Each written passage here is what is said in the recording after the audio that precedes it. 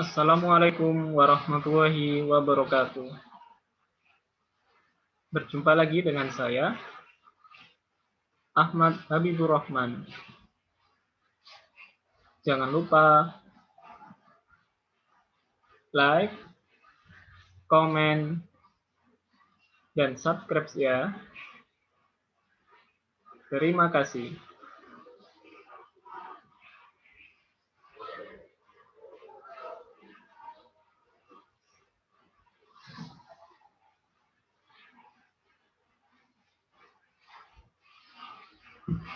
Sebelum kita mulai pelajaran hari ini, marilah kita berdoa terlebih dahulu.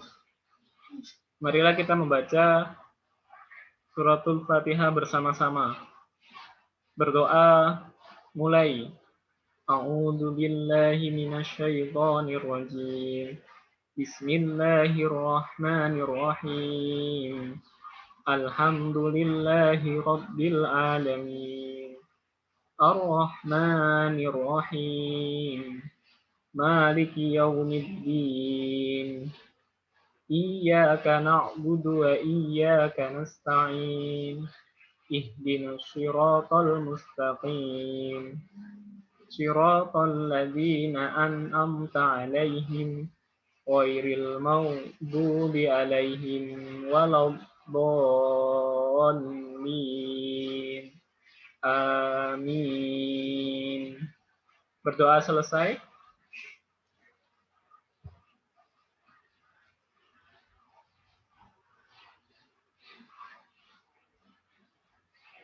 Hari ini kita akan belajar bab 2, yaitu tentang teks persuasi.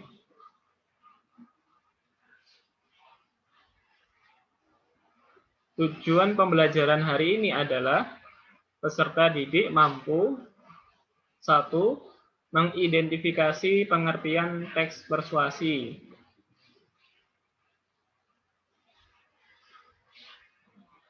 2.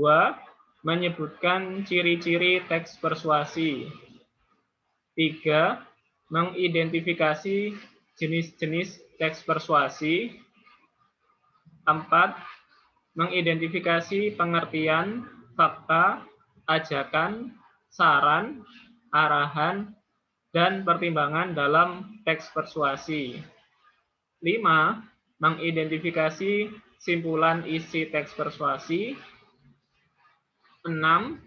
Mengidentifikasi pokok-pokok informasi teks persuasi.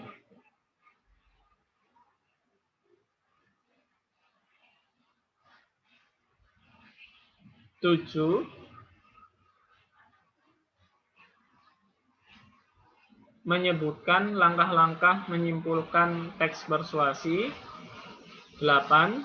Mengidentifikasi struktur teks persuasi. 9. Mengidentifikasi kebahasaan teks persuasi. 10. Mengidentifikasi langkah-langkah menyusun teks persuasi. 11. Mengidentifikasi teknik menulis teks persuasi. Yang pertama adalah pengertian teks persuasi. Dalam KBBI atau Kamus Besar Bahasa Indonesia, persuasi berarti ajakan kepada seseorang dengan cara memberikan alasan atau prospek baik yang meyakinkan atau bujukan halus.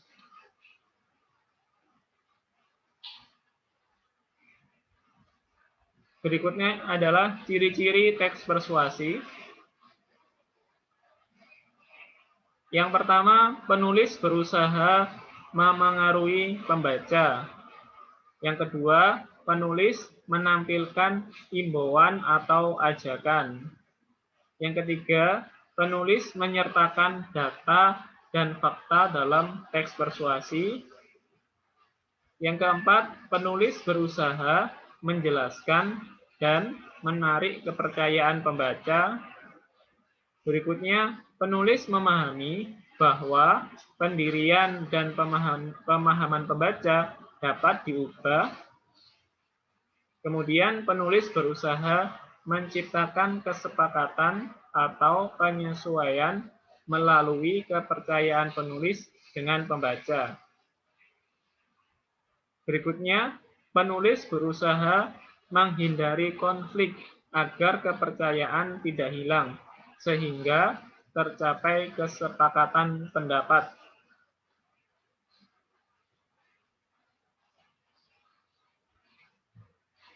Berikutnya kita membahas tentang jenis-jenis teks persuasi. Yang pertama adalah persuasi iklan. Kemudian persuasi pendidikan. Berikutnya persuasi politik. Dan yang terakhir persuasi propaganda.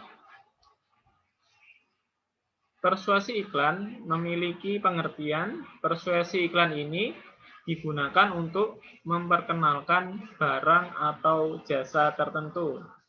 Kemudian persuasi pendidikan ini biasanya digunakan oleh orang-orang yang berkecimpung dalam bidang pendidikan. Kemudian persuasi politik biasanya digunakan oleh orang-orang yang berkecimpung dalam bidang politik. Yang terakhir, persuasi propaganda sering dipakai dalam suatu kegiatan, gerakan, atau aksi. Berikutnya kita akan membahas tentang fakta, saran, ajakan, arahan, dan pertimbangan. Ada fakta, ada saran, kemudian ada ajakan, ada arahan, dan ada pertimbangan. Yang pertama kita akan membahas tentang fakta. Dalam KBBI, fakta adalah hal atau keadaan atau peristiwa yang merupakan kenyataan atau sesuatu yang benar-benar ada atau terjadi. Berikutnya,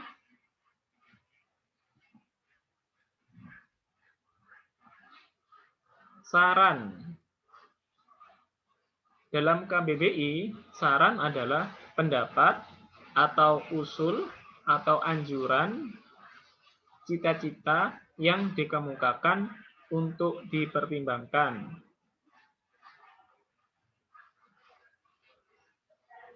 Berikutnya ada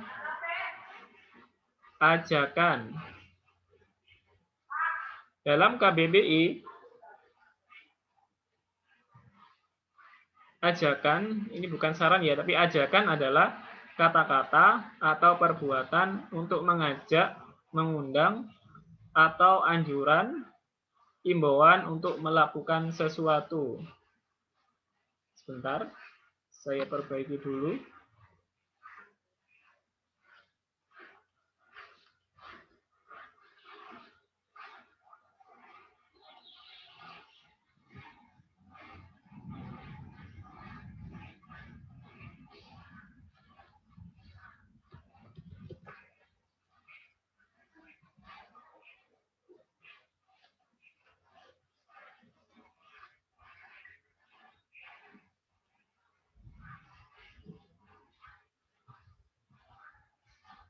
Saya ulangi lagi, untuk ajakan dalam KBBI, ajakan adalah kata-kata atau perbuatan untuk mengajak, mengundang, atau anjuran, imbauan untuk melakukan sesuatu. Berikutnya, ada arahan. Dalam KBBI, arahan adalah petunjuk untuk melakukan sesuatu.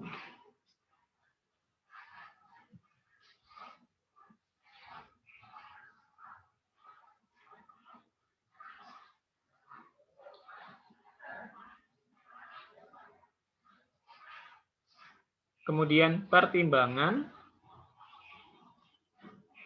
Dalam KBBI, pertimbangan adalah pendapat tentang baik dan buruk saran yang dikemukakan penulis dalam teks persuasi.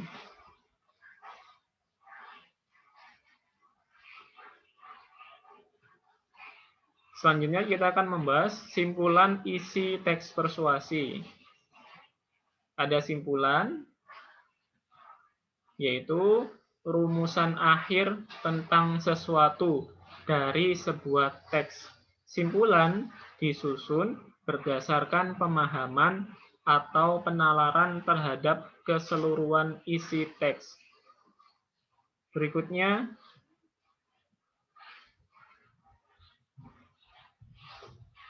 pokok-pokok informasi merupakan hal penting dalam sebuah teks persuasi. Pokok-pokok informasi ini bisa diketahui dengan memperhatikan unsur-unsur 5W, yaitu apa, siapa, kapan, di mana, mengapa, dan 1H, yaitu bagaimana dalam teks persuasi. Berikutnya, ada langkah-langkah menyimpulkan teks persuasi. Yang pertama adalah membaca keseluruhan isi teks persuasi.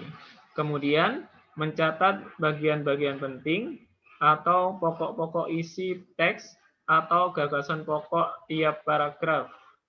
Kemudian, menghubungkan pokok-pokok informasi menggunakan kata penghubung. Yang terakhir, merumuskan simpulan isi teks secara ringkas dan jelas. Kita lanjutkan. Struktur teks persuasi. Teks persuasi memiliki struktur, yaitu yang pertama ada pengenalan isu, kemudian ada rangkaian argumen, kemudian ada penegasan kembali, dan yang terakhir adalah pernyataan ajakan. Struktur yang pertama yaitu pengenalan isu. Kita lihat, bagian ini terdapat di bagian paling awal teks persuasi. Kemudian, bagian ini berisi pengantar atau penyampaian tentang masalah yang menjadi dasar tulisan atau pembicaraan. Berikutnya, ada rangkaian argumen. Bagian ini berisi sejumlah pendapat penulis atau pembicara yang didukung sejumlah fakta yang memperkuat argumen-argumen tersebut. Berikutnya, struktur berikutnya adalah penegasan kembali. Bagian ini berisi pernyataan yang ditandai kata penghubung, seperti demikianlah, dengan demikian, atau oleh karena itu. Struktur yang terakhir adalah pernyataan ajakan. Bagian ini merupakan inti teks persuasi. Bagian ini berisi dorongan kepada pembaca atau pendengar untuk melakukan sesuatu. Kita lanjutkan. Kita masuk ke kebahasaan teks persuasi. Yang pertama, ada kata teknis, kemudian ada kata ganti, ada kata perujukan, kemudian ada kata penghubung, kemudian ada kata kerja mental, kemudian ada pendapat dan fakta, dan ada kata-kata yang mengandung ajakan, dorongan, dan rujukan. Kita bahas satu persatu. Kata teknis. Dalam teks persuasi ditandai dengan kata-kata teknis atau istilah yang berkenaan dengan topik yang dibahas. Kemudian ada kata ganti. Kata ganti yaitu kita dapat digunakan penulis agar pembaca terbujuk. Penulis menggunakan kata ganti kita agar mengesankan tidak ada pembeda antara penulis dan pembaca. Berikutnya, kata perujukan. Kata perujukan sering digunakan dalam teks persuasi. Misalnya, berdasarkan data atau merujuk pada pendapat. Nah, kata-kata tersebut digunakan untuk lebih meyakinkan dan memperkuat rujukan. Selanjutnya ada kata penghubung. Kata yang digunakan dalam teks persuasi adalah kata penghubung argumentasi. Misalnya, jika, sebab, karena, dengan demikian, akibatnya, dan oleh karena itu.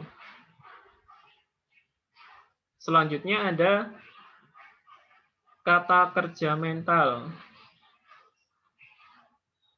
Kata kerja mental adalah kata kerja yang menerangkan persepsi, contohnya melihat dan merasakan, atau afeksi, contohnya suka dan mengkhawatirkan, dan kognisi, contohnya berpikir dan mengerti.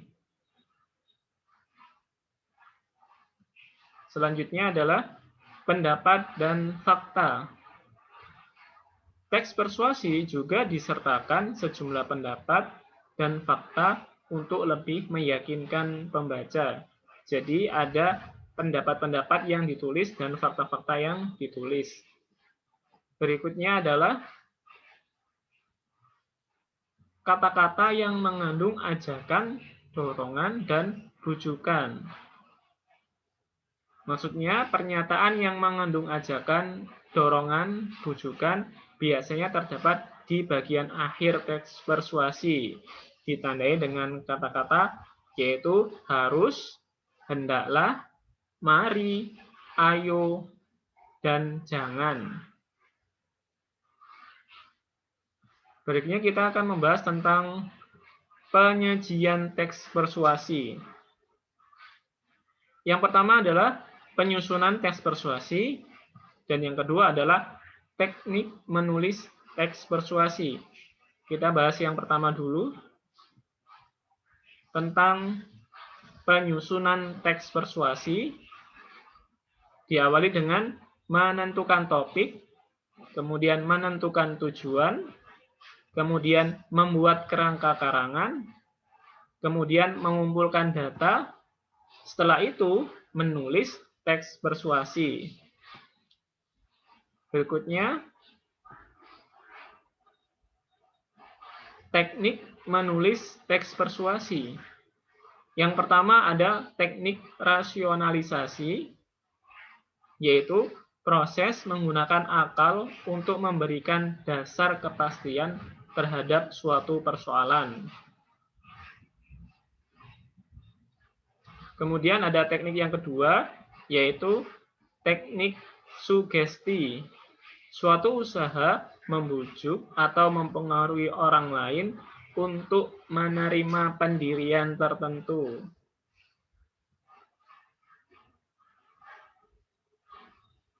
Nah, tadi materinya sudah selesai. Setelah ini ada penilaian bab 2, yaitu tentang teks persuasi. Petunjuk mengerjakannya. Pertama, tulislah pertanyaannya, kemudian kalian jawab. Kalian bisa mengerjakan di kertas binder atau di kertas biasa.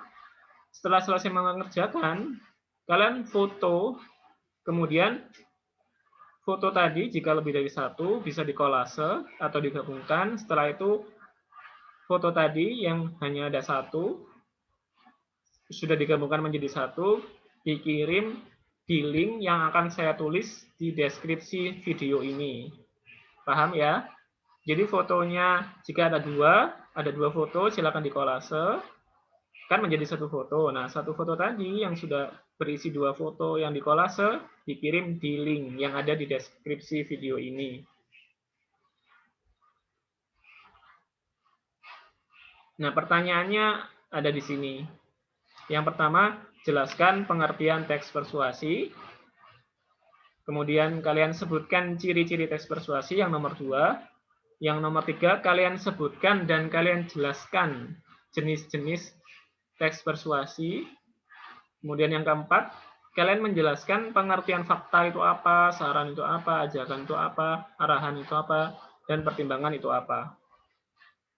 Kemudian yang kelima, sebutkan langkah-langkah menyimpulkan teks persuasi. Yang keenam, sebutkan dan jelaskan struktur teks persuasi. Jadi kalian menyebutkan struktur teks persuasi itu apa saja, kemudian kalian jelaskan satu persatu. Yang ketujuh, sebutkan kaidah kebahasaan teks persuasi dan berilah contoh katanya.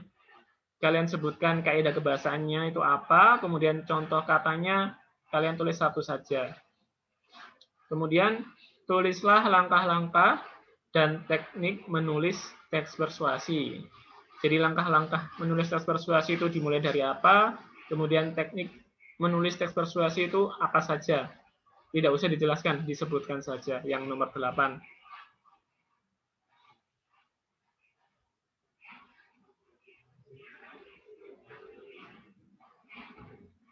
Alhamdulillahirabbil alamin.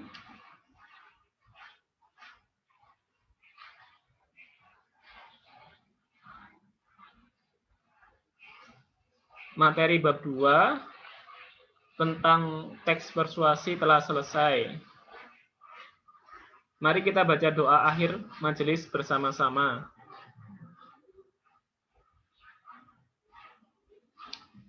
Subhanakallahumma wa bihamdika asyhadu an la ilaha illa anta astaghfiruka wa atubu ilaik. Yang artinya, Maha suci Engkau ya Allah, dengan memujimu aku bersaksi bahwa tiada Tuhan melainkan Engkau, dan aku memohon pengampunanmu dan bertaubat kepadamu.